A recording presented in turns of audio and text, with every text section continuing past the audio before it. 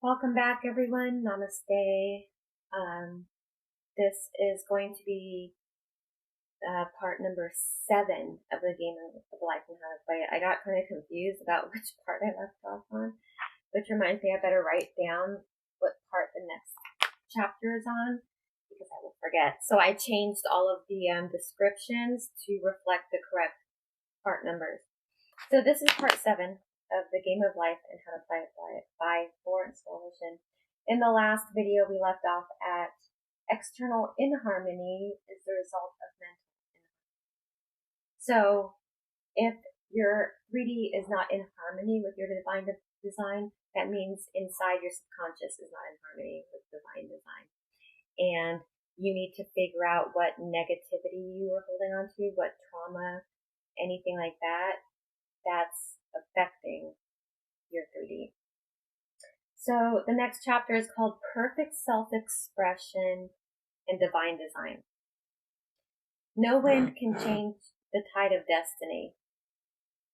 Open the way for my divine design to manifest. So no wind can change the tide of destiny.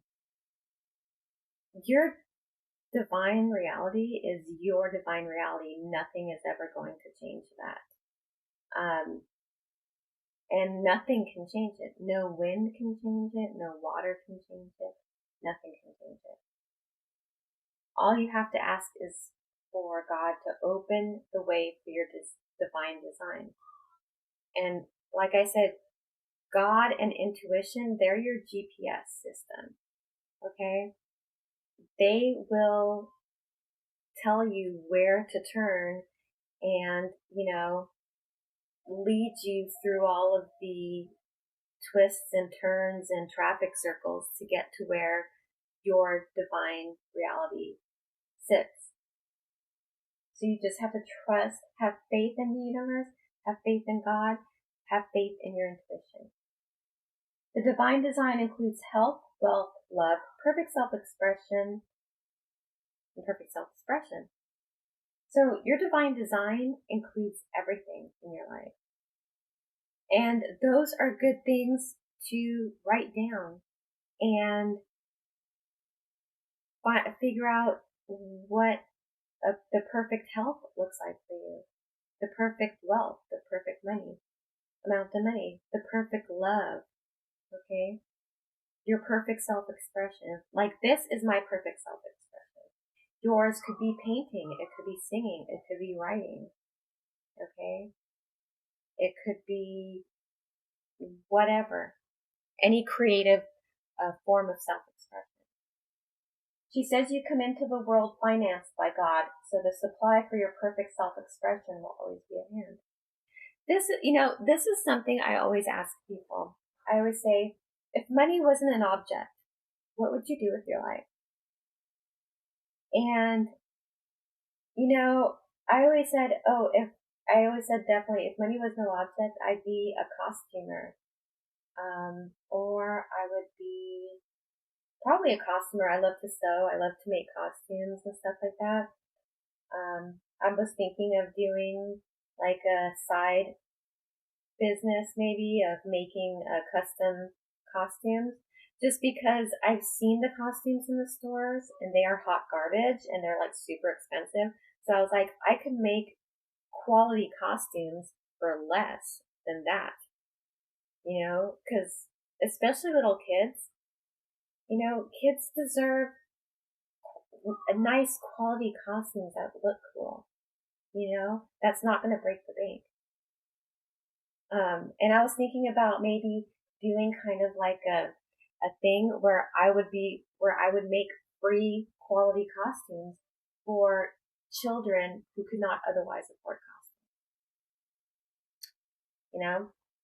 for free, make it for free out of my pocket. I think that would be really cool. But anyway,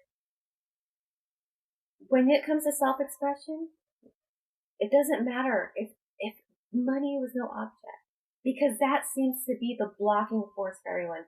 Oh, I would do this, but it costs money. Like for me with my costume business, yeah, I have to put it on hold because it costs money for all of my supplies.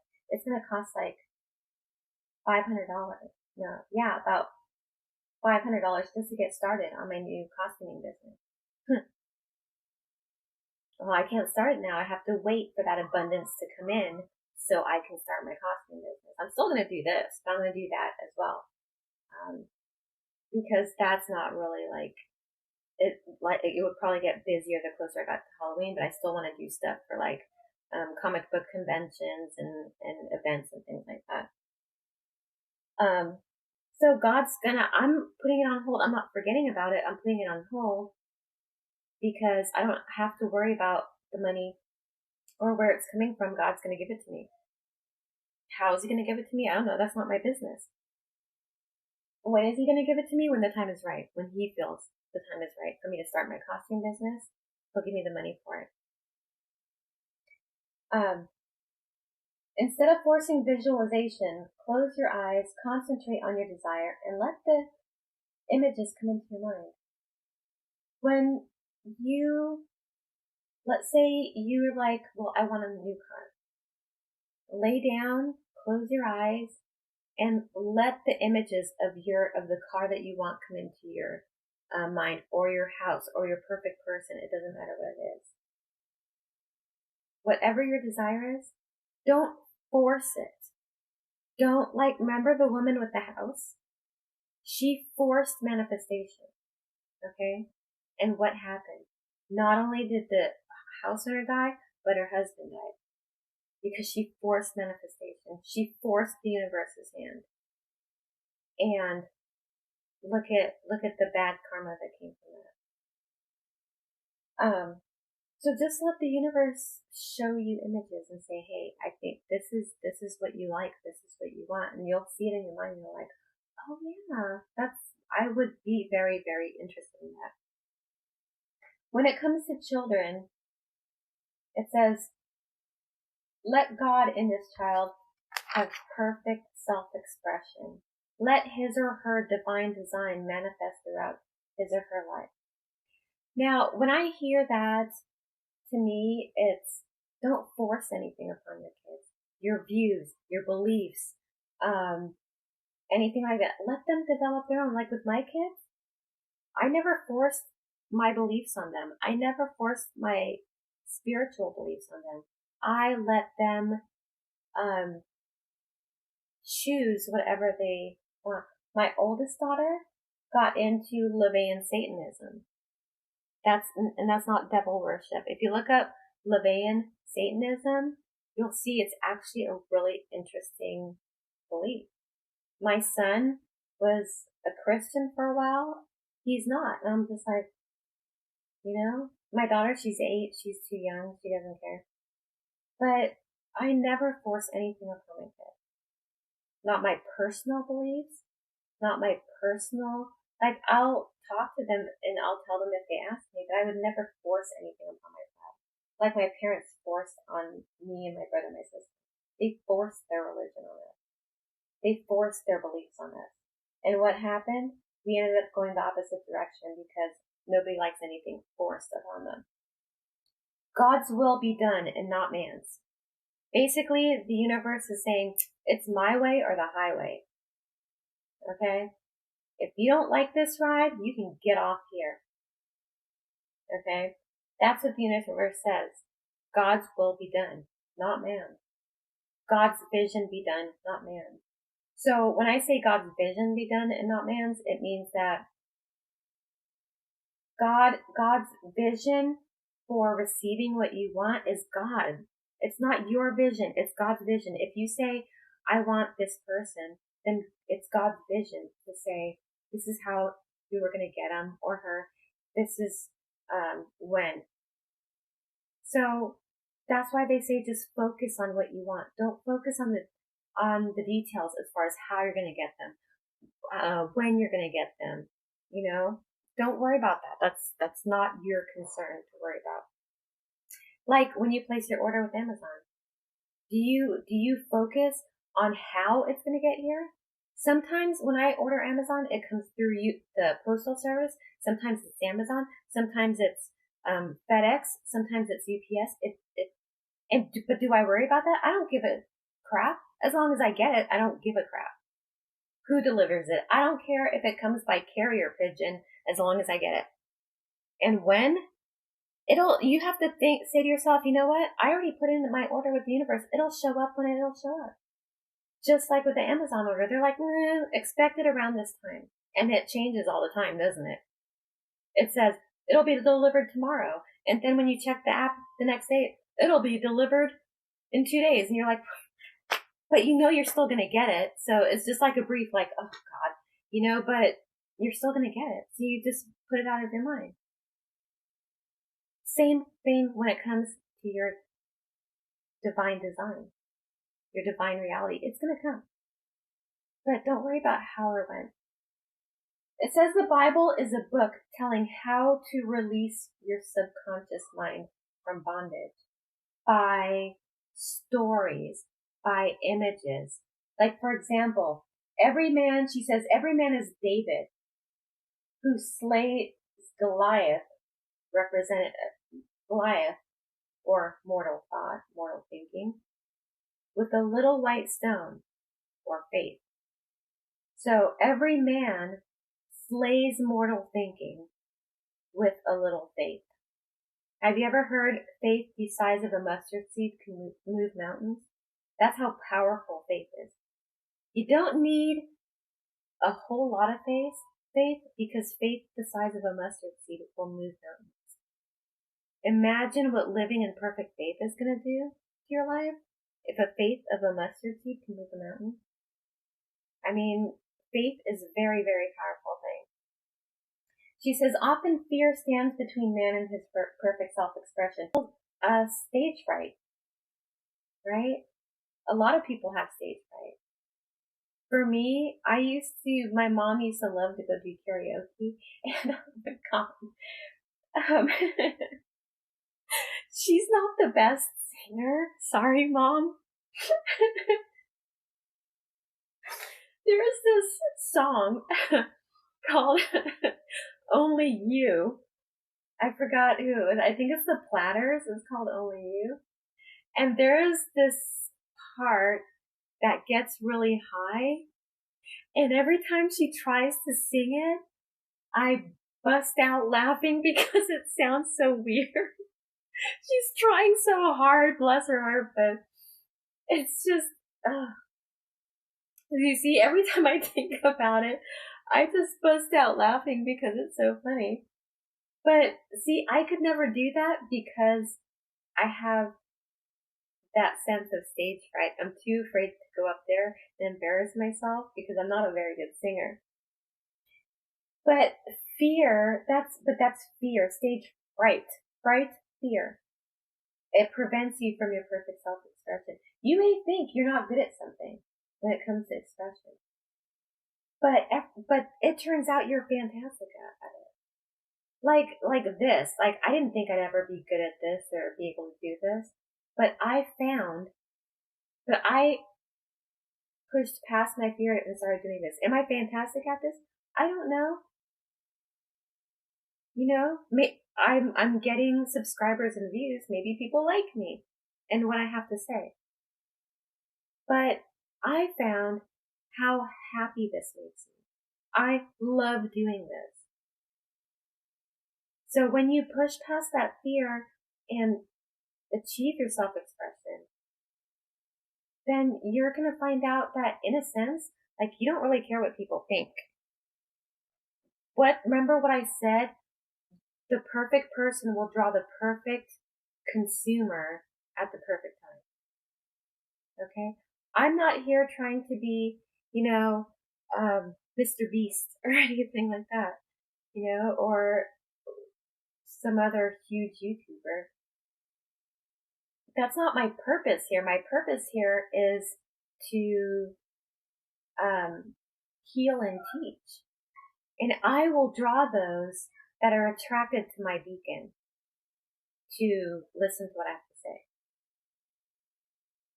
She says, I am one. Oh, she says, I am one with infinite intelligence. I know everything I should know on this subject, and this is good for tests. Let's say you have a test, and it's math. For me, I could never get past pre-algebra in high school. I just couldn't do it. But that's because I kept telling myself I'm bad at math. I can't math. Can't do it. You know? And so the universe is like, yeah, you're right, you can't. And I'm going to keep putting issues in your path to make sure that you can't, because you believe that you can't. But if you say, I am one with infinite intelligence, I am one with God, and therefore I know everything I should know on this subject, then you have a better chance of course, I'm not saying, find out, I have a test tomorrow and I haven't studied. I am one with infinite intelligence and I know everything I should know on this subject. No, no. It would be nice if it were that easy, right? I'm scared. Of what? Am I here? Yes, I know. Why are you half naked? I love you. I love you. Of course, study. Study, cram, but once you study, don't walk into that test saying, oh my God, I'm never gonna pass this. I don't remember anything. No. As you read every question, look at the answers if it's a multiple choice, and just let the answer come to you. Trust the universe. Trust the angels that they are gonna make sure that you pass the test. Do not have unwavering faith. Have complete faith. She says, on the topic of anger, she says, anger blurs the vision, poisons the blood, is the root of many diseases, and causes wrong decisions leading to failure. Anger is a very powerful negative emotion. Love you. It blurs the visions. Okay, how many people have said they get angry and they black out, or just everything just blurs together? Okay, poisons the blood. It just makes you a hateful person when you're angry. Is the root of many diseases. Again, dis-ease. Being uneasy within causes disease without, and causes the wrong decision leading to failure. That's why they say never to make a decision when you're emotional. Okay? Because your emotion will cause you to make the wrong decision. You want to be cool, calm, collected, and open to receiving instruction on making the correct decision. Because when you're angry, you can't listen to your intuition. You're like, nah, man, fuck that. Right? You're like, I don't want to deal with this right now. Fuck it, I don't want to deal with it. It says it's one of the worst sins because its reaction is so harmful. How many people have committed homicide because they were angry? Or beat someone because they were angry? Okay? The father of my oldest daughter put his hands on some guy in anger because that guy had put his hands on a girl that my daughter's father knew. My daughter's father put his hands on this guy in anger and gave him some pretty bad injuries. Well, the next day, my daughter's father was at work and his foot was crushed by a lift gate that fell off of the truck he was working on. Karma. Because he was angry. Okay? And he made what? The wrong decision. She says, be fearless in grasping opportunities. And say to yourself, I am fully equipped for the divine plan of my life. So if an opportunity comes up for anything, love, career, money, whatever, and you're like, oh, I can't, don't tell yourself you can't do it, you're not equipped for it, you don't know what's going to happen. No. Be fearless in grasping opportunities. What's the worst that can happen? They say no. Fine. They're going to say, if the worst that can happen is I always say that, what's the worst that's going to happen? They're going to say no. Okay, so you move on. It hurts my leg. Well, don't do that then. Although you should give without the expectation of receiving, man violates the law by refusing the return. So you remember I talked about give without expecting anything in return. Give without expecting, like a lot of, I heard like YouTube videos and TikTok videos, they film it so they can get the recognition from other people. If you see a homeless person, let's say, and you go give them $5, just do it. Don't set the stage and put up the lights and the cameras, so you can just put it on YouTube and say, look at what a wonderful person I am. No, don't do that. That's showboating, and the universe doesn't like showboating because that is something negative. Okay? You're asking for validation because you don't have validation within yourself. You want people to look at you and say, wow, what a wonderful, generous person he is. Look at him. That's because you're looking for external validation because you don't have that validation within yourself. Man goes through many reincarnations until he learns the truth which sets him free. This goes along with my belief that, I showed you the picture of what I thought the other side looked like. Like it was a campus where we go to learn lessons. Like it's our soul is in an eternal learning state. We're always learning. It's a college on the other side. And each lifetime has lessons that need to be learned. Okay? If we pass on and do not learn the lessons, guess what? We fail, we flunk, we're doomed to live the same lifetime again. And we will go through reincarnation after reincarnation until we learn our lessons. And it progresses until all of the lessons are learned and we become an ascended master. And an ascended master is like the dean of the school. It's like the people or the spirits that look down on us and say, okay, we need to send her this, we need to send her that. This is what she's thinking. We need to do this. We need to do that. So that's what I believe. I believe I was here to learn some lessons because of my life. Now, because I opened myself up to receiving and letting the universe tell me who I am, I find out that I'm an earth angel. Okay? So, you just have to open yourself up to the universe. It doesn't hurt anything to open yourself up to the universe. It doesn't hurt anything to say, hey, you know what? This is my perfect life. This is my perfect amount of money I want.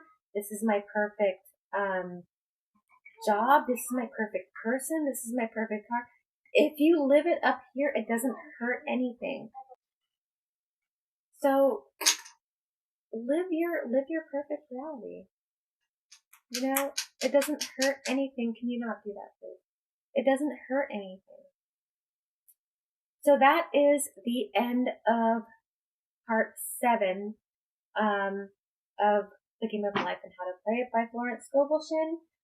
Next video is going to be entitled Denials and Affirmations. I am going to do that one maybe Sunday because right now after this I'm going to do a cartography reading, and then I think I'm going to try to do a pick 3. If not, I'm going to do a collective with extended version, extended explanation on Patreon. And tomorrow is Saturday. It's my lucky day. So I'm going to do more readings tomorrow. So thanks for hanging around. Thanks for following me through this. I really love doing it. I don't care if I have 1 viewer or 100,000 viewers. It doesn't matter because I still love doing this, and it's really cathartic for me, and it really brings my vibration up. So I'm glad you guys are there to share that with me. Please remember to like, subscribe, hit the bell icon. If you have any comments, questions, concerns, or testimonials, please put them down below. My Patreon is down below. Again, my life story on Patreon is free. I have my PayPal and Cash App down below. If you would like to help donate to my channel and help support it. What else? What else? I think that's it. I might have forgotten something, but I think that's it. Thank you again for stopping by. I love all of you guys. Remember to go out and spread joy, love, and gratitude, and I will see you next time.